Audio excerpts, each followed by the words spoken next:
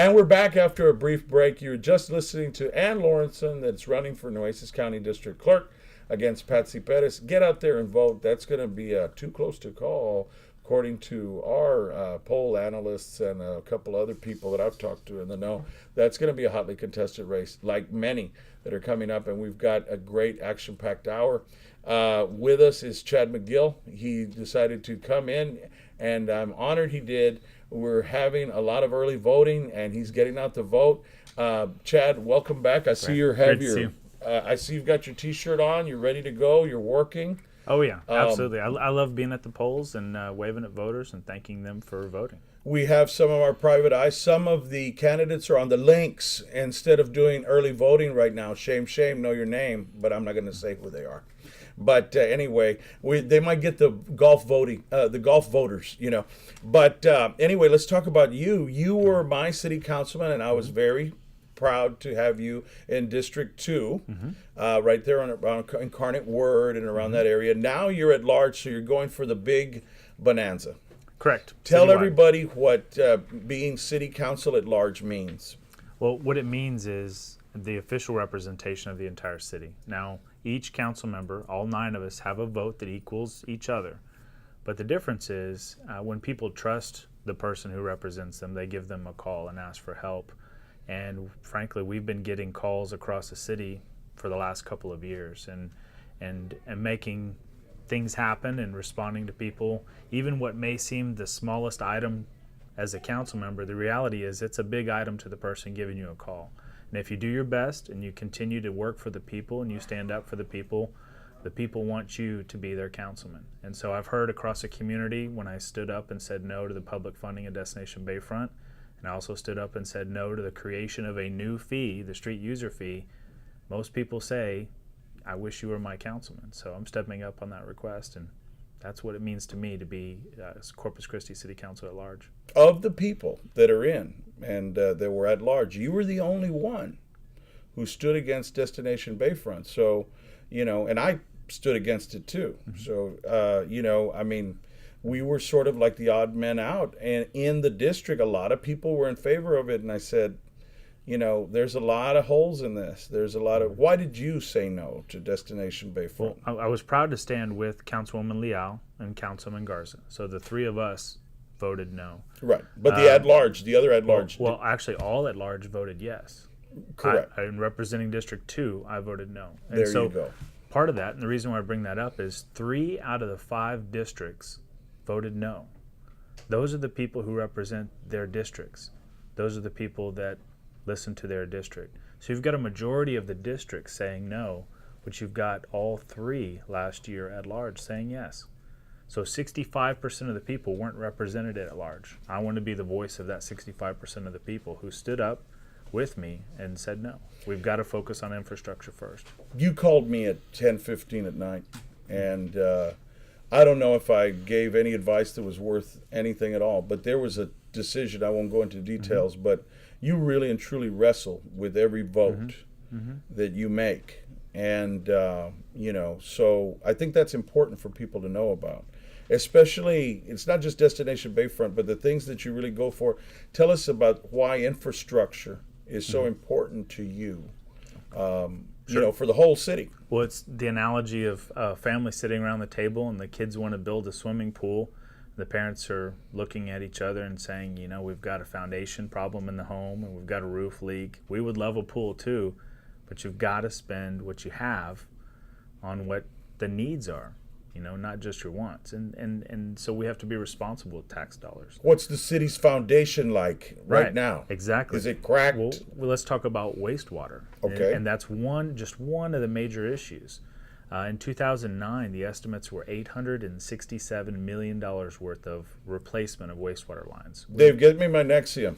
Right. Yeah. There's 1,282 miles of wastewater lines in this city. Oh, my and gosh. 72% of them are clay pipes, which means it's 923 miles. The Romans constructed them, I take it, FDR? Well, let me just share this. Kansas City, Missouri, right? That's 920 miles away. So if you put all of the wastewater lines that we have to replace together, that's from Corpus Christi to Kansas City, Missouri. That's $870 million in 2009 numbers of an issue that we need to fix. And so if we don't address that, we're going to get a consent decree and mandate from the EPA to force us to do it. Every dollar we don't spend on what we need to fix increases taxes. It increases the burden on seniors and people with fixed incomes who've paid their dues and been a part of this community for decades. We can't continue to put it on the backs of taxpayers. And right now, what's the tax situation like? I mean, a lot of people are saying, I conserved water. Mm-hmm. I did everything right. I didn't water or do the ninja watering on Wednesdays and Thursdays, just Tuesdays, you know. And still, I'm getting an increase. People are angry out there. I know that you're pretty straightforward. When Mm-hmm. people have said that, when you've been out in the streets campaigning, what's your answer to them when they're saying, I did everything right on water and I'm still having to pay more? There's two reasons. One, we need to refinance the debt within the water model, okay? Out of the $5.42 that it was initially going up, $3.08 of that goes to pay off old debt that really didn't fix the problems of the past. So we refinance that debt. We increase, if a person was looking at this and kind of their family budget, you increase or you better your own credit rating so you pay less interest on your home or less interest on your car. We're paying so much interest on the debt from the past. We need to refinance that. We need to get a better rating from Fitch, Standard & Poor, and Moody's for the city. Second thing is the water model, the rate model is flawed. What happens is you have different entities and different people paying different rates, outside city limits, inside city limits. We're a regional water provider. Corpus Christi provides water to 18 cities. We need to have contracts that allow for the flexibility to be able to increase predictability in water, which when you hear desalination or other elements, if you have predictable water for industry, that gives back about 40% of the water supply to municipal ratepayers. We then can, for 5, 10, 12, 15 years, utilize that municipal water supply that we're now being given back to lease that to other cities who are in emergency drought needs. Yes. You look at San Antonio, they're looking at 30 years of spending $110 million a year on water supply, on a pipeline, which is still surface water. If we were to lease back, short-term lease back Choke Canyon or Lake Mathis or Lake Corpus Christi and let San Antonio or Victoria or Austin build their infrastructure to lease back the water that we don't necessarily need, because if we're providing industry predictable water through desalination, then guess what comes back when you export? When you're the net exporter of water, what comes back? Money from other cities. That's how you effectively lower your tax rate in 3, 4, 5, 10 years.